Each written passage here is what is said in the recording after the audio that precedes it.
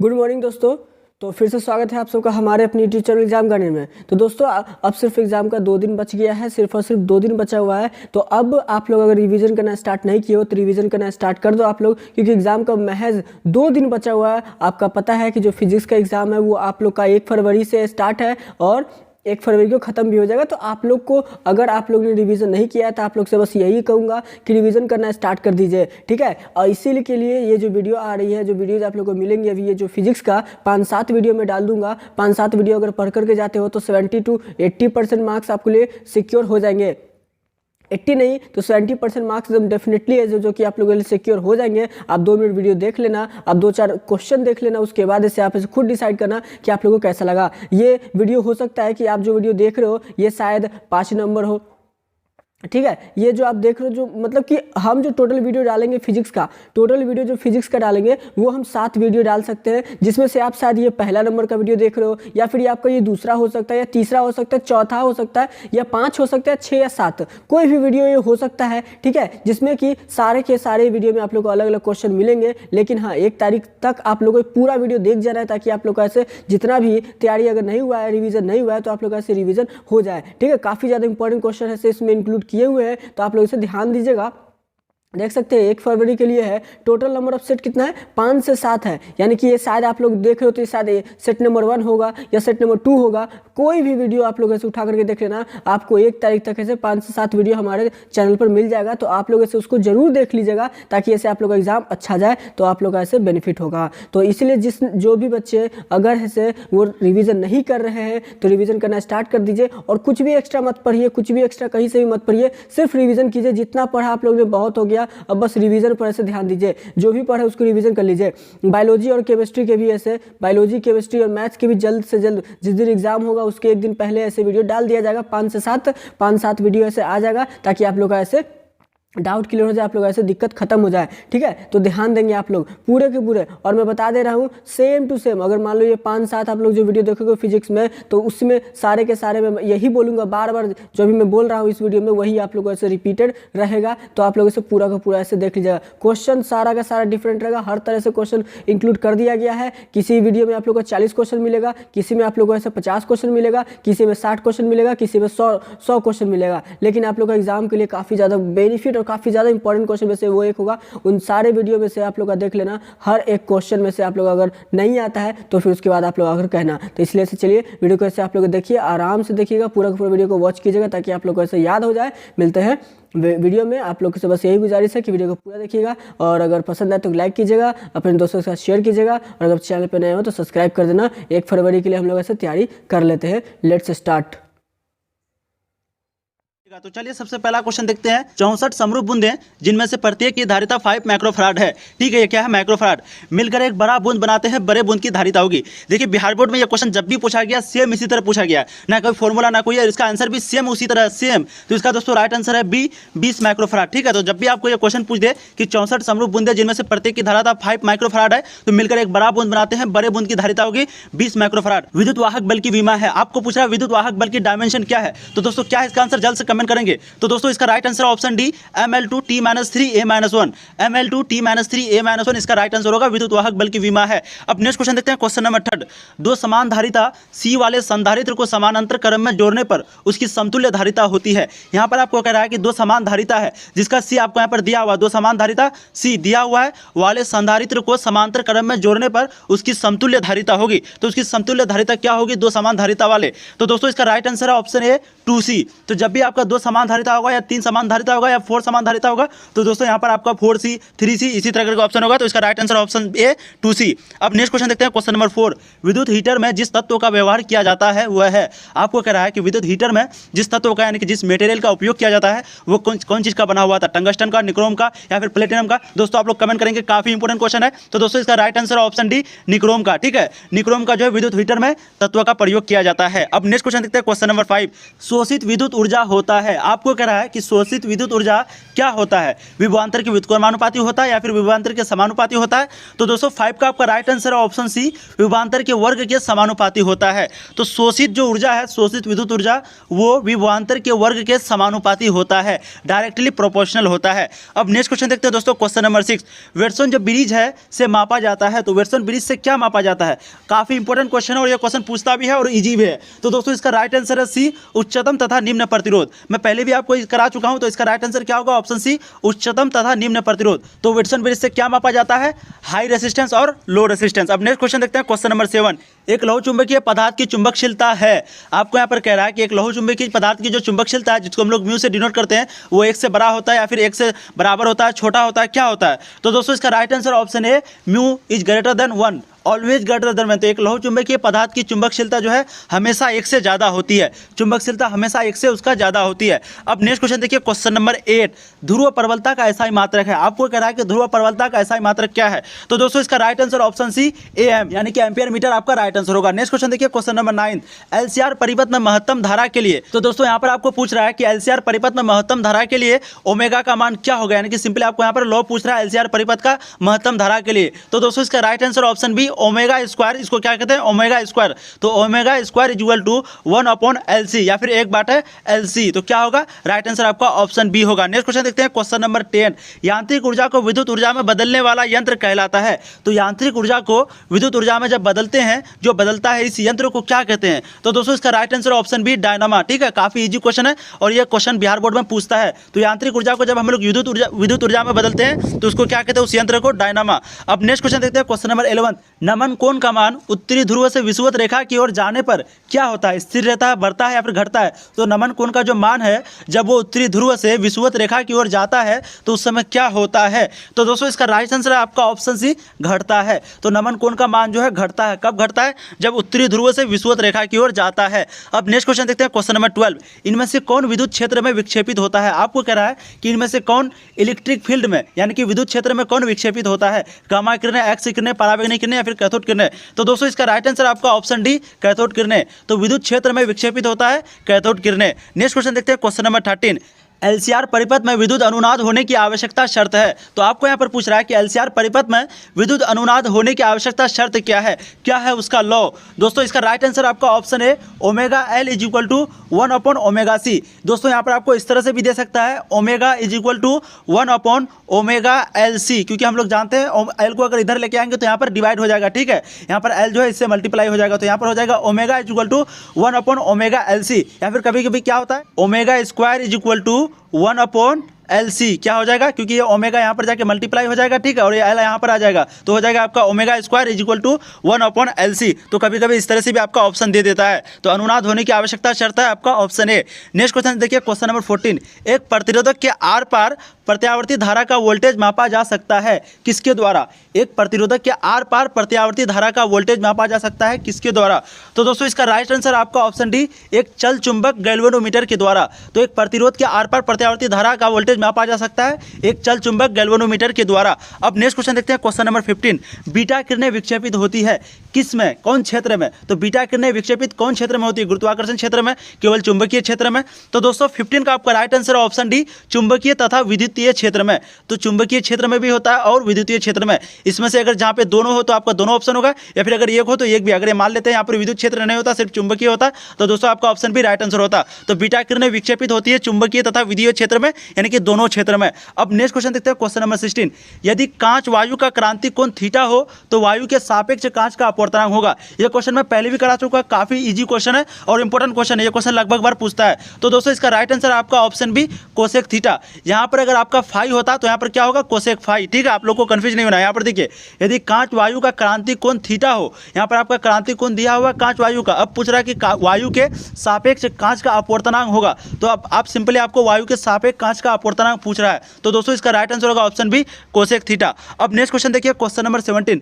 कांच से हवा में प्रवेश करते समय किस प्रकाश का क्रांतिक कोण सबसे कम होता है? आपको यहाँ पर पूछ रहा है कि जब प्रकाश कांच से हवा में प्रवेश करता है तो प्रकाश का क्रांतिक कोण सबसे कम होता है। है, यानी कि कौन सा प्रकाश का सबसे कम होता है क्रांतिक कोण, लाल रंग के लिए, हरे रंग के लिए। तो दोस्तों 17 का आपका राइट आंसर ऑप्शन डी बैगनी रंग के लिए। आपको ये आना चाहिए, सबसे कम क्रांतिक कोण किसका होता है, बैगनी रंग का, और वहीं पे सबसे ज्यादा किसका होता है, लाल रंग का। आप लोग को कंफ्यूज नहीं होना, क्रांतिक कोण सबसे कम किसका होता है, बैगनी रंग का, और वहीं पे सबसे अधिक किसका होता है, लाल रंग का। तो आपका यहाँ पर राइट आंसर होगा ऑप्शन डी बैगनी रंग के लिए। अब नेक्स्ट क्वेश्चन देखिए, क्वेश्चन नंबर 18, जब श्वेत प्रकाश की किरण लेंस में प्रवेश करती है तो निम्न में से किसमें परिवर्तन होता है। आपको कह रहा है कि जब श्वेत प्रकाश की किरण लेंस में प्रवेश करती है तो निम्न में से किसमें परिवर्तन होता है, किसमें परिवर्तन होता है, तरंग दैर्ध्य में, वेग और तरंग दैर्ध्य में, वेग में, आकृति में। तो दोस्तों इसका राइट आंसर आपका ऑप्शन है वेग और तरंग दैर्ध्य में, यानी कि दोनों में। जब श्वेत प्रकाश किरण लेंस में प्रवेश करता है तो दोनों में प्रॉब्लम यानी कि फर्क पड़ता है, किसमें, वेग में भी और तरंग दैर्ध्य में भी। तो ऑप्शन ए आपका राइट आंसर होगा। नेक्स्ट क्वेश्चन देखिए, क्वेश्चन नंबर 19, दो लेंस जिनकी क्षमता -15D और +5D है को संयुक्त करने पर समायोजन की फोकस दूरी होगी। तो दोस्तों यहाँ पर आपको कह रहा है कि दो लेंस है जिसका क्षमता आपका दिया हुआ -15D और +5D। अब पूछ रहा है जब हम लोग इसको मिला देते हैं तो समायोजन की फोकस दूरी होगी। फिर से मैं कह रहा हूँ ये न्यूमेरिकल है, आपको न्यूमेरिकल के पीछे नहीं पड़ना, पहले आपको थ्योरी बनाना है, उसके बाद दोस्तों न्यूमेरिकल बनाना, ठीक है। लेकिन यहाँ पर दोस्तों 19 का आपका राइट आंसर होगा ऑप्शन बी -10 cm। और दोस्तों जब भी ये क्वेश्चन पूछता है, यानी कि ये क्वेश्चन जब भी पूछता है 19 वाला, तो ये क्वेश्चन सेम टू सेम इसी तरह पूछता है। आप लोग कहीं भी देखे होंगे सेम इसी तरह का क्वेश्चन, ठीक है। बिहार बोर्ड में तो वैसे लगभग सब सेम क्वेश्चन ही पूछता है, 40 से 50% जो आपका सिलेबस दोहराता है, यानी कि पिछले बार का ही दोहरा देता है, इसलिए आप लोग को घबराने की जरूरत नहीं है। आप लोग आंसर ऐसे भी याद रख सकते हैं, अगर आपका 45 क्वेश्चन सॉल्व ना हो तो आपको यहाँ पर आंसर क्या याद रखना है, 19 का राइट आंसर आपका बी होगा -10 cm, ठीक है। इस तरह याद रख सकते हैं, अगर क्षमता -15D हो, +D हो, तो वहाँ पर राइट आंसर होता है -10 सेंटीमीटर, इस तरह से याद रख सकते हैं।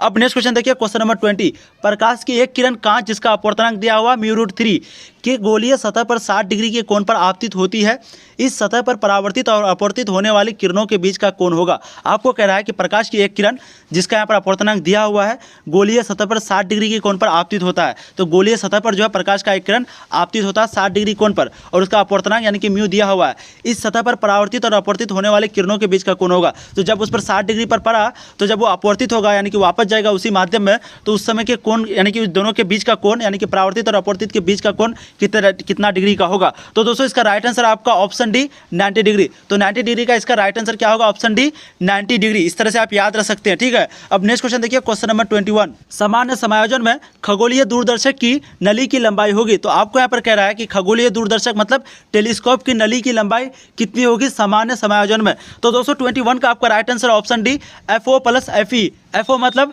फोकल लेंथ ऑफ ऑब्जेक्ट और FE मतलब फोकल लेंथ ऑफ इमेज, ठीक है। इस तरह से आप याद रख सकते हैं। तो दोस्तों यहाँ पर जो है आपका राइट आंसर होगा ऑप्शन डी FO + FE। अब नेक्स्ट क्वेश्चन देखिए, क्वेश्चन नंबर 22, वर्ण विपतन का दोष किसमें नहीं पाया जाता है। आपको यहाँ पर पूछ रहा है कि वर्ण विपतन का दोष नहीं पाया जाता है, नहीं पर आप लोग ध्यान दीजिए, ठीक है। तो किसमें नहीं पाया जाता है, तो इसका राइट आंसर होगा दोस्तों बी परावर्तक दूरदर्शक में। अपवर्तक दूरदर्शक में यह दोष पाया जाता है, दोष मतलब बीमारी। तो वर्ण विपतन का दोष जो है अपवर्तक दूरदर्शक में पाया जाता है, लेकिन परावर्तक दूरदर्शक में नहीं पाया जाता है। तो 22 का आपका राइट आंसर हो जाएगा ऑप्शन बी। अब देखते हैं next question, question number 23, photon की ऊर्जा है। फोटोन की ऊर्जा क्या है, आप लोग कमेंट करेंगे, काफी इंपॉर्टेंट क्वेश्चन है, हो सकता है इस बार पूछ भी ले क्वेश्चन, आप लोग कमेंट करेंगे दोस्तों। मैं यहाँ पर आंसर आपको नहीं बताऊंगा, तो फोटोन की ऊर्जा क्या है आप लोग जल्द से जल्द कमेंट करेंगे, मैं आपको कमेंट में ही आंसर दूंगा। अब देखिए नेक्स्ट क्वेश्चन, क्वेश्चन नंबर 24, इनमें से कौन आवेश रहित है। तो निम्न में से कौन किसके पास चार्ज नहीं है, अल्फा कण के पास, बीटा कण के पास, प्रोटॉन के पास या फिर फोटोन कण के पास। तो दोस्तों 24 का आपका राइट आंसर है सी फोटोन कण के पास। तो कौन आवेश रहित होता है, किसके पास चार्ज नहीं होता है, फोटोन के पास नहीं होता, बल्कि अल्फा के पास भी होता है, बीटा के पास भी होता है और प्रोटॉन के पास भी होता है। अब नेक्स्ट क्वेश्चन देखिए, क्वेश्चन नंबर 25,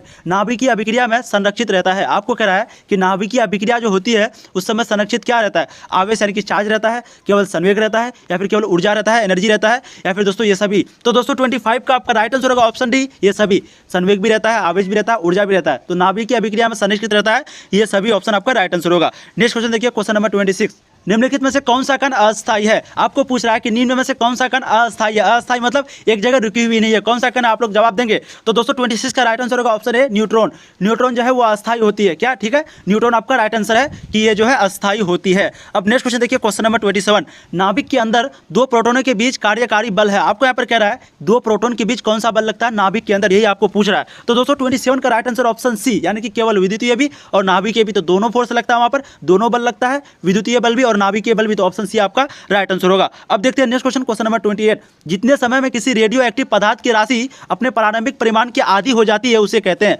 आपको कह रहा है कि जितने समय में यानी कि जितना टाइम में किसी रेडियो एक्टिव पदार्थ की राशि अपने प्रारंभिक के यानी कि जब वो जितना वो शुरू में था उसकी आधी हो जाती है तो उसे क्या कहते हैं? अर्ध आयु कहते हैं या फिर आवर्तकाल कहते हैं, औसत आयु कहते हैं या फिर क्षय नियतांक कहते हैं। काफी इंपोर्टेंट क्वेश्चन है दोस्तों 28 का। इसका राइट आंसर होगा बी, अर्ध आयु। आप लोग को मतलब यहाँ पर डायरेक्ट आंसर लगा देना अर्ध आयु, क्योंकि यहाँ पर जितना शुरू में था उसका अगर आधा हो जाएगा तो यहाँ पर राइट आंसर क्या हो जाएगा? ऑप्शन बी, अर्ध आयु हो जाती है, उसे कहते हैं अर्ध आयु। अब नेक्स्ट क्वेश्चन देखिए, क्वेश्चन नंबर 29। बीटा किरणें विक्षेपित होती है। आपको यहाँ पर कह रहा है कि बीटा किरणें जो है वो कहाँ पर विक्षेपित होती है, किस क्षेत्र में? गुरुत्वाकर्षण क्षेत्र में, केवल चुंबकीय क्षेत्र में या फिर केवल विद्युत क्षेत्र में, किस में? तो दोस्तों 29 का आपका राइट आंसर है डी, विद्युतीय तथा चुंबकीय क्षेत्र में। ठीक है, तो बीटा किरणें जो है विद्युतीय और चुंबकीय क्षेत्र में आपका विक्षेपित होता है। अब देखते हैं नेक्स्ट क्वेश्चन, क्वेश्चन नंबर 30। किसी अर्धचालक में बहुसंख्यक आवेश वाहक इलेक्ट्रॉन होंगे यदि इसमें मिलाई जाने वाली अशुद्धि होगी। आपको यहाँ पर कह रहा है कि किसी अर्धचालक में बहुसंख्यक आवेश यानी कि चार्ज वाहक इलेक्ट्रॉन होगी यदि इसमें मिलाई जाने वाली अशुद्धि है।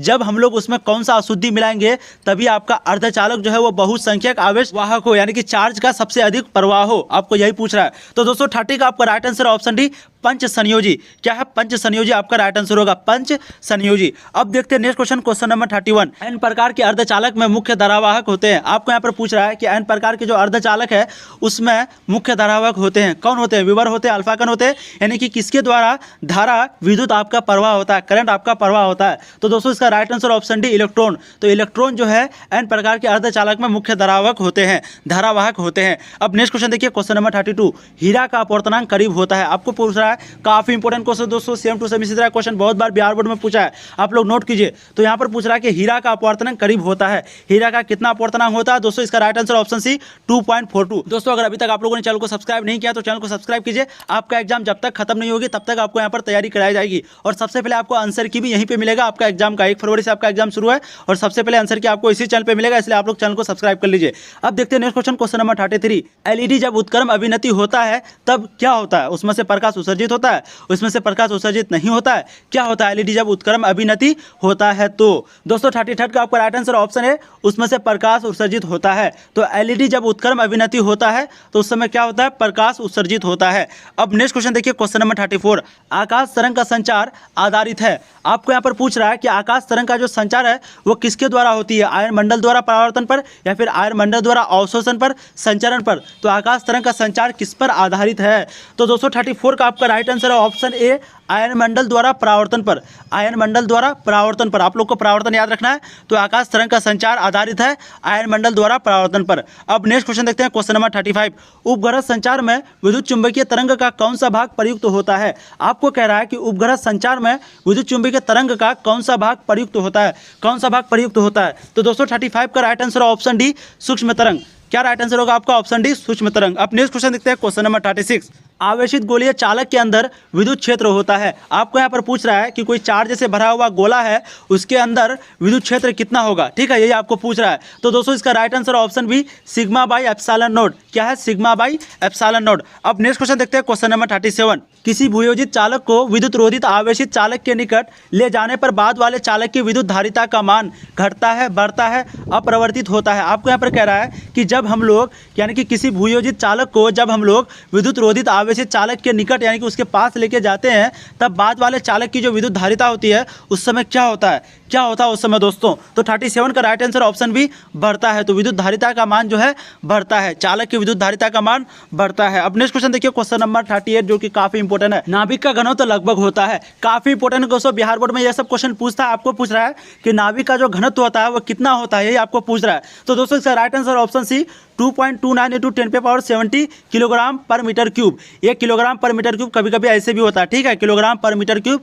या फिर आपका यहाँ पर -3 दे दिया, जब इसको ऊपर करेंगे तो -3 हो जाएगा। तो इस तरह से भी आपका राइट आंसर होगा। तो ऑप्शन सी होगा आपका 2.29 × 10⁻70 किलोग्राम पर मीटर क्यूब नाभिक का घनत्व होता है लगभग। अब नेक्स्ट क्वेश्चन देखिए, क्वेश्चन नंबर 39। स्थिर विभवांतर पर किसी विद्युत परिपथ का प्रतिरोध आधा कर दिया जाता है, उत्पन्न ऊष्मा का मान होगा। आपको यहाँ पर कह रहा है कि कोई स्थिर विभवांतर पर किसी विद्युत परिपथ का प्रतिरोध, ठीक है, तो यहाँ पर किसी विद्युत परिपथ है उसका प्रतिरोध आधा कर दिया, अब उसका जो ऊष्मा होगा उसका मान कितना कितना होगा, दुगुना होगा, आधा होगा, चौगुना होगा। तो दोस्तों काफी इंपोर्टेंट क्वेश्चन है ये भी, लेकिन इसका राइट आंसर ऑप्शन है आधा। तो आपका जो ऊष्मा भी आधा हो जाएगा। तो जब हम लोग विद्युत परिपथ को आधा कर देंगे, स्थिर विभवांतर का स्थिर, ध्यान दीजिए यहाँ पर स्थिर है, ठीक है, यहाँ पर चला हुआ नहीं है, यहाँ पर चला लगातार नहीं है, यहाँ पर क्या है, स्थिर यानी कि रुकी हुई। तो दोस्तों इसका राइट आंसर क्या होगा, ऑप्शन ए आधा। तो ऊष्मा का मान आपका आधा हो जाएगा। अब नेक्स्ट क्वेश्चन देखिए, क्वेश्चन नंबर 14, प्रेरण कुंडली का व्यवहार किया जाता है। आपको कह रहा है कि प्रेरण कुंडली का व्यवहार यानी कि क्या उसका यूज करते हैं हम लोग, प्रतिरोध मापने के लिए, विभवांतर मापने के लिए इसका यूज किस लिए करते हैं। तो दोस्तों इसका राइट आंसर ऑप्शन डी, विसर्जन नलियों को चलाने के लिए, ठीक है। तो प्रेरण कुंडली का व्यवहार विसर्जन नलियों को चलाने के लिए हम लोग करते हैं। विसर्जन नलियों को चलाने के लिए प्रेरण कुंडली का व्यवहार किया जाता है, कि उसका यूज किया जाता है। अब नेक्स्ट क्वेश्चन देखिए, क्वेश्चन नंबर 41, विनाशी व्यक्तिकरण के लिए पतांतर का मान होना चाहिए। आपको यहाँ पर पूछ रहा है कि विनाशी व्यक्तिकरण जब हम लोग करेंगे तो उस समय पतांतर होना चाहिए, कितना होना चाहिए। तो इसका right answer option B 2n+1 lambda upon 2। इसको हम लोग यहाँ पर ऐसे लिखे हैं, यहाँ पर ऐसे लिखा हुआ देखिए 2n+1, यहाँ पर ब्रैकेट 1 है, फिर यहाँ पर है लैम्डा अपॉन 2। तो कभी कभी इस तरह से भी आपका ऑप्शन दे देगा 2n+1 लैम्डा अपॉन 2। तो राइट आंसर क्या है, ऑप्शन बी। अब नेक्स्ट क्वेश्चन देखिए, क्वेश्चन नंबर 42, इनमें से कौन चयनात्मक अवशोषण द्वारा समतल ध्रुवित प्रकाश देता है। आपको यहाँ पर कह रहा है कि निम्न में से कौन, यानी कि इनमें से कौन चयनात्मक अवशोषण द्वारा समतल ध्रुवित प्रकाश देता है, कौन देता है। दोस्तों आप लोग कमेंट करेंगे, काफी इंपोर्टेंट क्वेश्चन है। तो 42 का राइट आंसर है क्वार्ट्ज क्रिस्टल भी और पोलेराइट भी, यानी कि ऑप्शन सी आपका राइट आंसर होगा। तो कौन देता है चयनात्मक अवशोषण द्वारा समतल ध्रुवित प्रकाश, कौन देता है। दोस्तों इसका राइट आंसर आपका क्वार्ट्ज क्रिस्टल और पोलेराइट।